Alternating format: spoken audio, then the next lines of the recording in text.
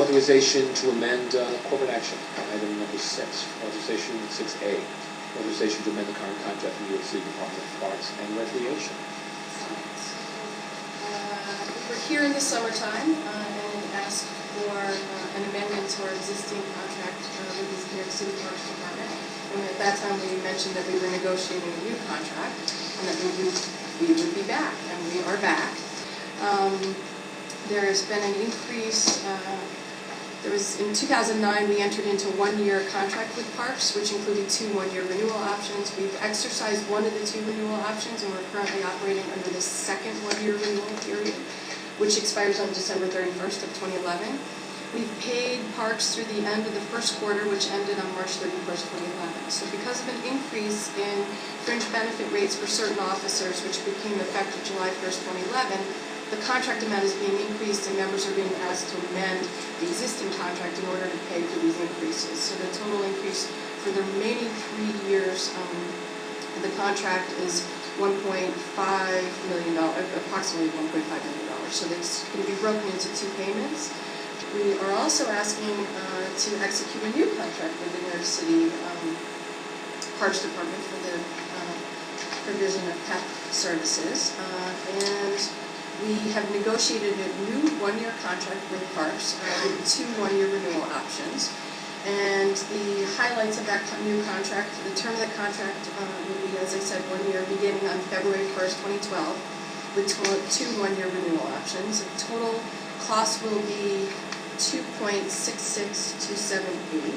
Staffing levels will remain the same with 45 PEP officers, and the contract will include a uniform cleaning allowance of $305 per 32 full-time PEP officers for a total of $9,700.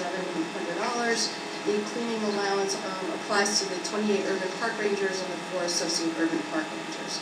And this amount is collectively bargained by the City of New York and is not subject to negotiations. And Parks has offered a 20% discount in the amount of $451,000 per year for each of the year of the new contract. And as a matter of comparison, we actually, while it's not completely analogous, we still took a look at the Roosevelt Island Operating Corporation, which is another public benefit corporation, and how they provided their public safety. And they use their own internal public safety staff, and there's some highlights that were provided to you, but essentially they have fewer people and they spend minimal money than we do.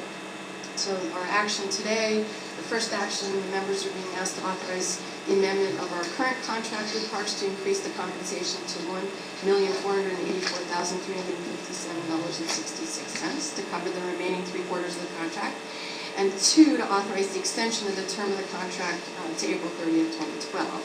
The second action, members are requested to authorize the execution of a new one-year contract with Parks, which will begin February 1st, 2012, and the new contract will include 2 one-year renewal options, and the total cost for each year of the new contract will be approximately $2,662,278.